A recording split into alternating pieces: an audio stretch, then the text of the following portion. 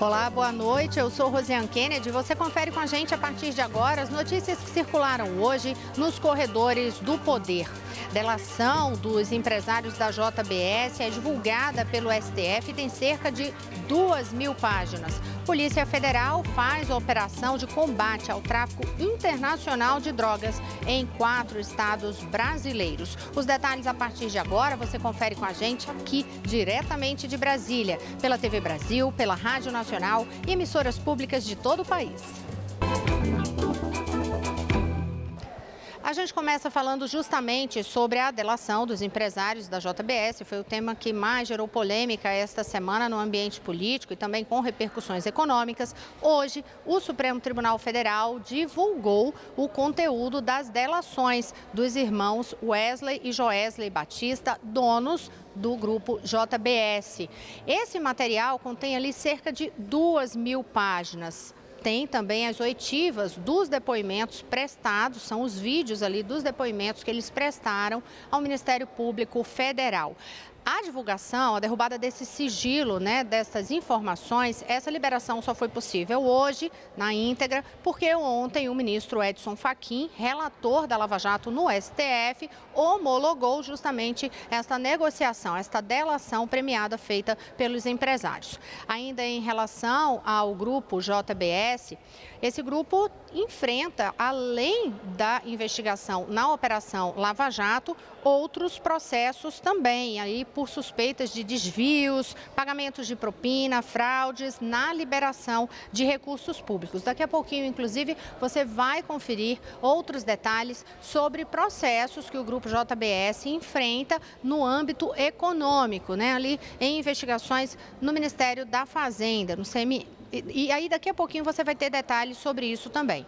Agora, hoje, com essa liberação desse material, essa derrubada do sigilo sobre a delação dos irmãos Wesley e Joesley Batista, a nossa equipe de reportagem na TV Brasil, na Rádio Nacional, na Agência Brasil, toda ficou envolvida na apuração sobre o que tem de conteúdo neste material. Então, a gente vai conversar agora com Carolina Pimentel, na Agência Brasil, porque a agência já tem várias matérias a respeito desse conteúdo. O que você conta de novidade para a gente? Carolina Pimentel, boa noite.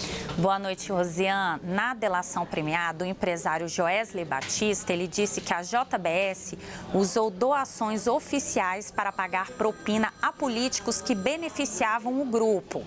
Joesley afirmou que a maioria das doações oficiais feitas pela JBS era uma espécie de propina disfarçada por contrapartidas recebidas.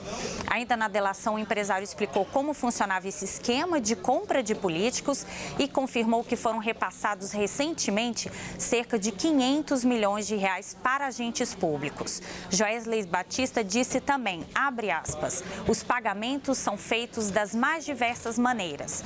Nota fiscal fria, seja dinheiro, caixa 2, até mesmo doação política oficial, fecha aspas. Aos procuradores, Joesley Batista falou sobre atos de corrupção cometidos pela JBS, por senadores, por deputados e por ex-presidentes da República. Rosiane.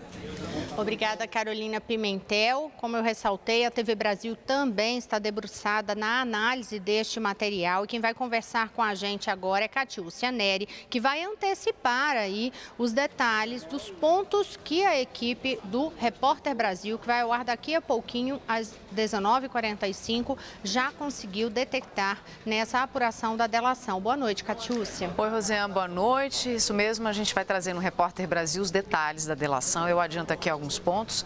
Joesley Batista diz que pagou 150 milhões de dólares às campanhas à presidência de Dilma e Lula. O dinheiro teria sido depositado em contas no exterior. Homem de confiança de Joesley Batista e diretor da JBS, Ricardo Saúde, disse que repassou 15 milhões de reais ao presidente Michel Temer em troca de favores para o grupo JIF, que controla a JBS.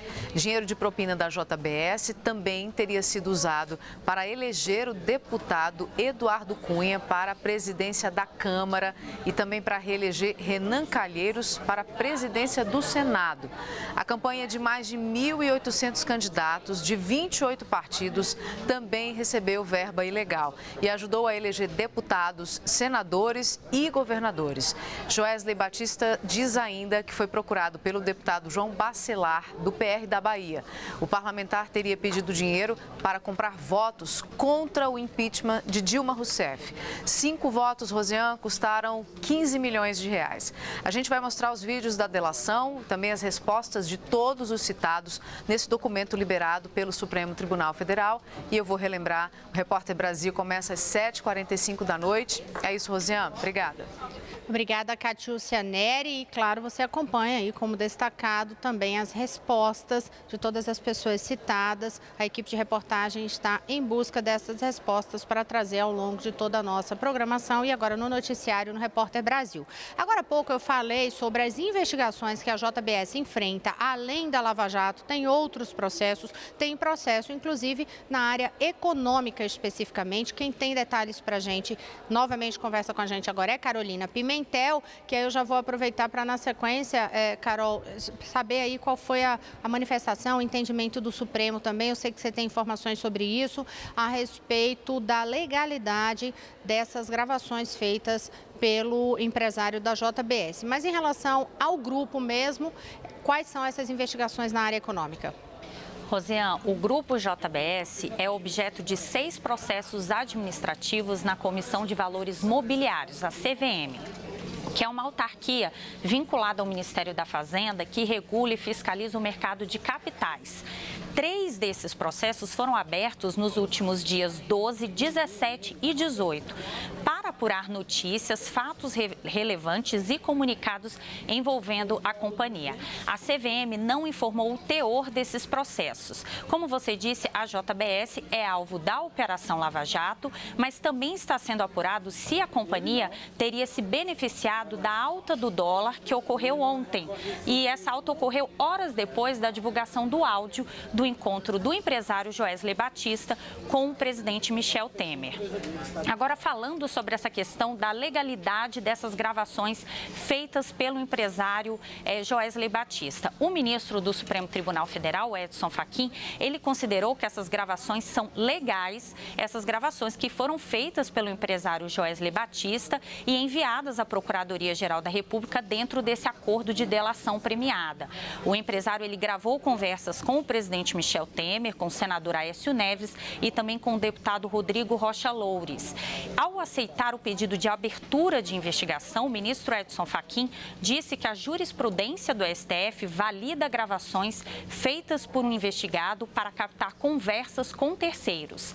Na decisão, o ministro não fez nenhum juízo sobre essas acusações. O empresário Joesley Batista, ele gravou 4 áudios e procurou a Procuradoria-Geral da República para assinar um acordo de delação premiada e esse acordo foi homologado pelo ministro Edson Fachin. Rosiane. Obrigada, Carolina Pimentel. Olha, por falar em áudio, a gente lembra o seguinte, vocês vão lembrar com a gente. Ontem, bem no finzinho aqui do programa, nos Corredores do Poder, foi o momento em que o primeiro áudio, que era justamente o áudio da conversa de Joesley com o presidente Michel Temer, foi liberado pelo Supremo Tribunal Federal. Então, não deu tempo ali de a gente falar especificamente os detalhes sobre o áudio nos Corredores do Poder, mas a gente avisou, né, que na programação, no Repórter Brasil, já viria alguma coisa. Aí hoje, quem está aqui ao meu lado é Daniele Popov, porque aí, Daniele, ontem mesmo você já começou a fazer a análise desse material para poder trazer o que diz de fato essa degravação em relação a essa conversa do presidente Michel Temer com o empresário. Boa noite. Oi, Rosiane, boa noite a todos. Pois é, nós selecionamos, são aproximadamente 40 minutos de conversas, que foram entregues e nós selecionamos especificamente o trecho da conversa de Joesley que trata da relação dele com o ex-deputado Eduardo Cunha e também com o presidente Michel Temer. Vamos conferir na reportagem? Conversa entre o presidente Michel Temer e o dono da empresa JBS, Joesley Batista, foram divulgados pelo ministro Edson Fachin no começo da noite de ontem. O ministro retirou o sigilo dos depoimentos de delação do empresário. A conversa no Palácio do Jaburu durou cerca de 40 minutos. Temer e Joesley debateram sobre o cenário político e econômico do país. Também falaram sobre o ex-presidente da Câmara, Eduardo Cunha. Joesley conta que o relacionamento dele com o ex-deputado está bem e conta ao presidente que todo mês ele repassa uma mesada para Cunha. Dentro do possível, eu fiz o máximo que deu ali, zerei tudo, o que tinha de alguma pendência daqui para ali, zerou, liquidou tudo, e ele foi firme em cima, ele já estava lá, veio, cobrou, pronto. O negócio dos vazamentos, o telefone lá do Pardo com o Gedel, volta e meia citava alguma coisa meio tangenciando a nós, não sei o quê. Eu estou lá me defendendo. Como é que eu mais ou menos dei conta de fazer até agora? Eu estou de bem com o Eduardo. Tem que manter isso. Todo mês também. Eu estou segurando as pontas, estou indo.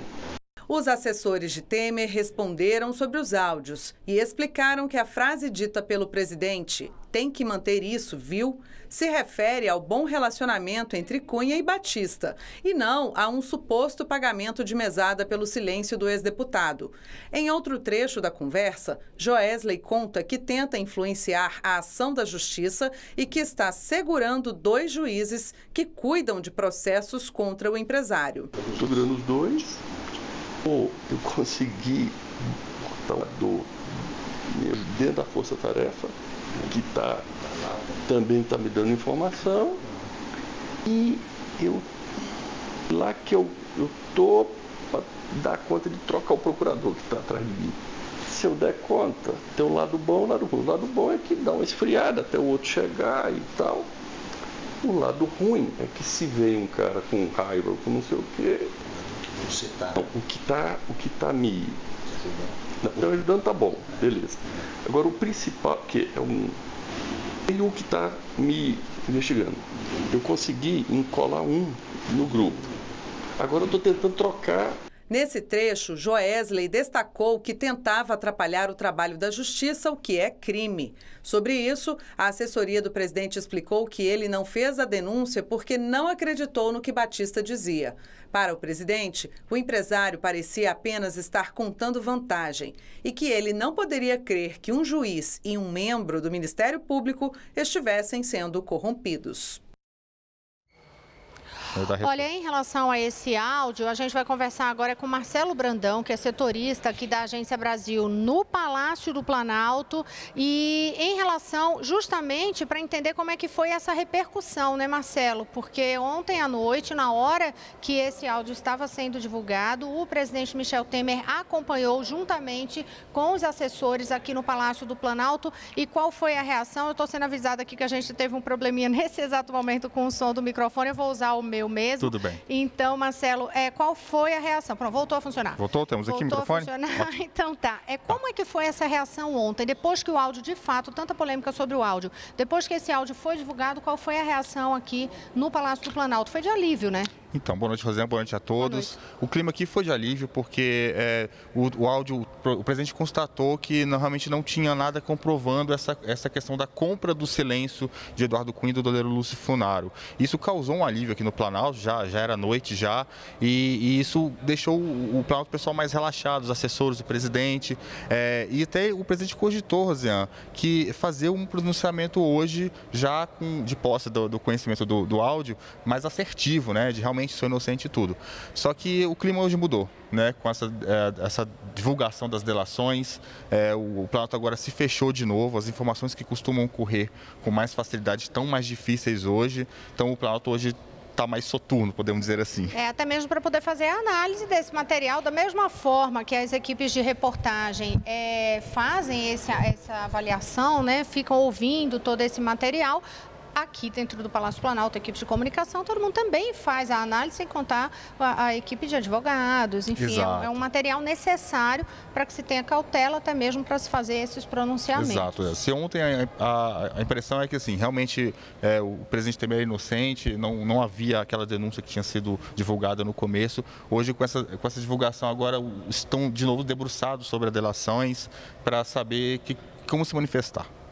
E em relação à agenda, né, Marcelo? Durante o dia realmente não teve agenda, mas está tendo agenda agora à noite do presidente. Isso. O presidente de manhã esteve com um advogado dele, lá no Palácio do Jaburu, onde ele mora, e veio aqui para tarde para o Palácio do Planalto, né? Passou parte da tarde conversando com aliados políticos, né, parlamentares, aliados do Congresso, e teve uma agenda com o ministro Raul Jungmann, uma agenda basicamente de defesa, falando da questão da defesa. Da defesa, né, com os comandantes aí das Forças Armadas. Exato. Até porque a gente lembra que no caso do ministro Raul Jungmann, ele é o ministro da Defesa, ele é do PPS. Ontem o PPS divulgou nota no início da noite dizendo que ia deixar a base de apoio ao governo. O ministro Roberto Freire deixou o cargo ali, o ministro da Cultura, ex-ministro da Cultura Roberto Freire entregou o cargo, mas Raul Jungmann foi bem claro, também divulgou em nota, como a gente revelou aqui ontem nos corredores do poder, que continuaria nesse apoio ao governo, nessa missão no Ministério da Defesa. Por falar, gente, em relação a essa relação política com os partidos, hoje, obviamente, no Congresso Nacional continuou, embora poucas pessoas estivessem pelo Congresso hoje, mas continuou a repercussão sobre esse fato dessa semana inteira. E aí era principalmente em relação ao que vai ocorrer sobre as reformas, né? Esse calendário das reformas. Obviamente, a oposição e o governo divergiram sobre o que vai acontecer no calendário das reformas. O deputado Betinho Gomes, que é do PSDB, ele disse que o partido vai, e a bancada ali na Câmara, vai ajudar o governo a avançar nessa área econômica para ajudar o país. Vamos acompanhar o que ele disse. O PSDB tem total responsabilidade hoje com a economia brasileira. A preocupação não deve ser com o governo Temer ou com o partido A ou B, e sim com o futuro do país. E é nesse sentido que nossas decisões precisam ser cautelosas, sempre buscando preservar o interesse da recuperação econômica para o bem-estar da população brasileira. A senadora Vanessa Graziotin, que é do PCdoB, no entanto, disse que não adianta tentar dar clima de normalidade porque não há ambiente para votação das reformas. Que é uma tentativa da base do senhor Michel Temer de dizer que está tudo normal, que a bolsa voltou a subir, que o dólar voltou a cair e assim tentar seguir a vida. Agora, ele só tem um propósito, que é aprovar as reformas no Congresso Nacional, e esse propósito, no nosso entendimento, está enterrado. Olha, só para a gente já está quase concluindo esse bloco aqui, mas antes, Marcelo acabou de receber uma informação aqui no telefone, a respeito até de uma informação que a Catiúcia Cianelli divulgou agora há pouco, sobre esse conteúdo de delações feito hoje, sobre repasse de dinheiro para o presidente Michel Temer. Uma frase, né, Marcelo? Isso, a assessora do Planalto respondeu um questionamento da gente e foi uma resposta curta, dizendo assim: as informações são falsas. Tudo que disse é uma resposta curta sobre essas delações que saíram hoje.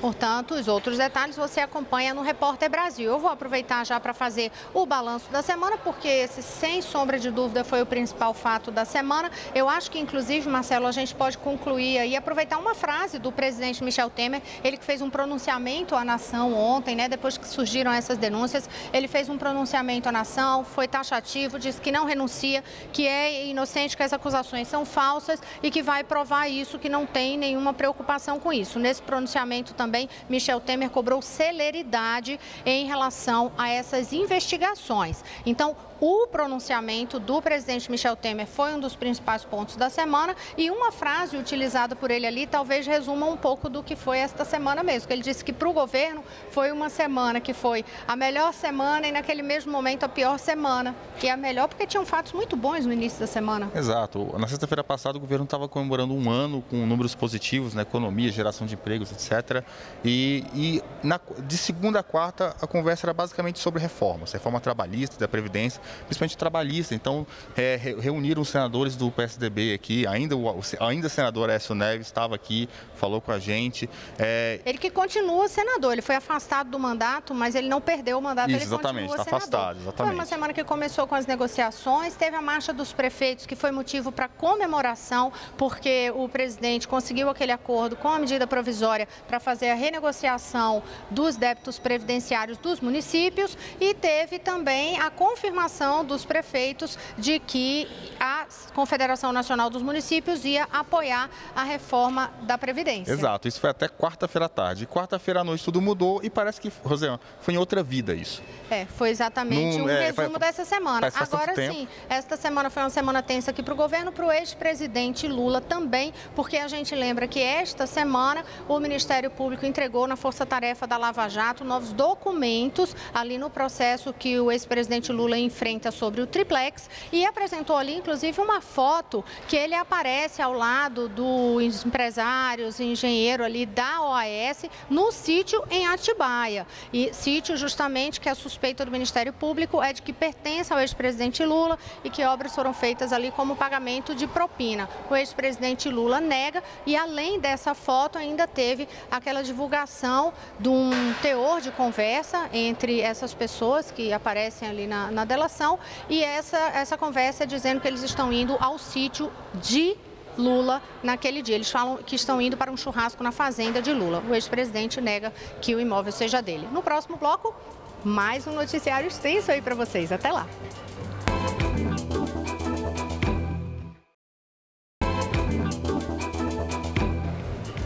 Olá, estamos de volta. Eu sou Rosiane Kennedy. Você confere com a gente as notícias que circularam hoje nos corredores do poder.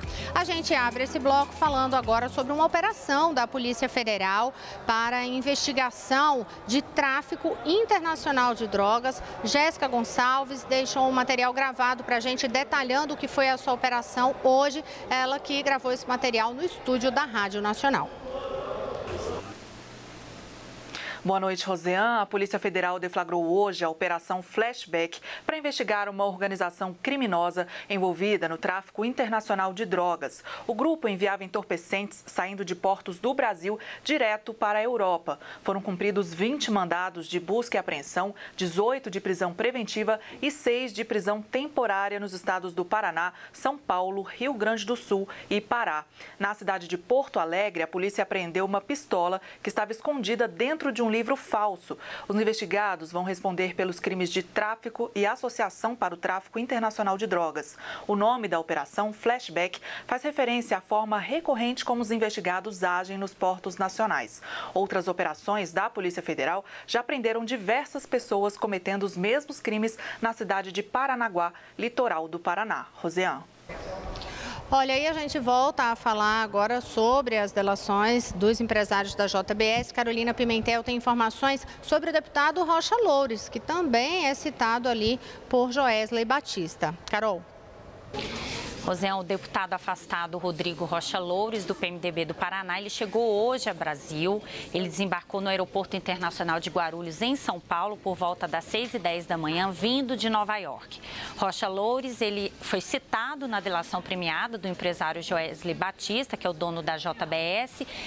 Segundo a delação, Rocha Loures foi indicado pelo presidente Michel Temer para ajudar a resolver pendências da JBS e também teria sido filmado recebendo R$500 mil enviados pelo empresário. Ele foi recebido com protesto no aeroporto e não falou com a imprensa. Por determinação do ministro Edson Fachin, o deputado Rocha Loures e o senador Aécio Neves foram afastados ontem dos seus mandatos. Mas, apesar dessa decisão, os suplentes deles ainda não foram convocados e podem não ser por uma divergência aí na interpretação da legislação. De acordo com a Constituição Federal, o suplente suplente de deputado ou senador, ele pode ser convocado no prazo de 48 horas em caso de vacância e se o titular tomar posse no cargo de ministro de Estado, governador, secretário, prefeito ou chefe de missão diplomática. Outra possibilidade de convocação do suplente é o licenciamento do titular por motivo de doença ou interesse particular, desde que não ultrapasse o prazo de 120 dias. Mas os casos dos suplentes aí de Aécio e de Rocha Loures não se aplicam a essa situação. No Senado, o entendimento é que nessas condições, o primeiro suplente de Aécio Neves, Elmiro Alves do Nascimento, do PSDB de Minas, não assumirá a vaga. Já na Câmara, assessores fazem uma outra avaliação e a convocação do suplente depende aí de uma decisão do presidente da Casa, Rodrigo Maia. Rosiane. Obrigada, Carolina Pimentel. Os detalhes você também confere no site agenciabrasil.ebc.com.br. E a gente retoma agora o balanço da semana. Hoje quem me ajuda aqui nessa missão é Daniele Popov. Eu lembro que, por exemplo, um dos principais pontos é que esta semana, na quarta-feira, dia 17, foi o Dia Mundial de Combate à Homofobia. Teve debate no Senado Federal e o que chamou a atenção ali foi principalmente a questão da violência, com uma constatação de dados apresentados ali apontando que a cada 25 horas, uma pessoa LGBT é morta no país. Foi um dos pontos, né, Dani? Vai me ajudando a lembrar o que ocorreu mais. Exatamente, Rosiane. Nessa semana também foi anunciada uma campanha pelo Ministério da Saúde, a campanha de amamentação, né, de doação de leite materno, porque apesar de o Brasil ter a mais complexa, a maior rede de leites, de bancos de leite, né, do mundo, ela não supre a necessidade. Ela só supre 60% da demanda, né, de aleitamento materno para recém-nascidos prematuros. Agora teve também aquele balanço que o ministro da Educação fez, até com dados sobre o FIES. Isso mesmo. O ministro da Educação, Mendonça Filho, falou essa semana no Senado. Ele trouxe dados de um ano de governo, mas ele trouxe um dado dizendo que o FIES deve ser reformulado, porque o FIES acumula um rombo de 32 bilhões de reais. E então ele tem que ser reformulado e vai ter um foco nos mais jovens. Isso, e por falar em rombo, eu me lembrei também, Daniele, da questão lá do Rio de Janeiro, que esta semana o governo tentou ali aprovar uma continuidade, uma ampliação do prazo de calamidade financeira, isso na Assembleia, mas aí terminou ficando para a semana que vem. Isso mesmo, a votação foi adiada para a semana que vem, ele pediu mais um ano, apesar de que o prazo dele ainda é para o final desse ano também. Só para encerrar do Rio de Janeiro, Ike Batista não pagou a fiança, mas continuou em prisão domiciliar, também foi fato que você conferiu com a gente aqui. Boa noite a todos, excelente fim de semana, até segunda. Boa noite, Dani. Boa noite para você.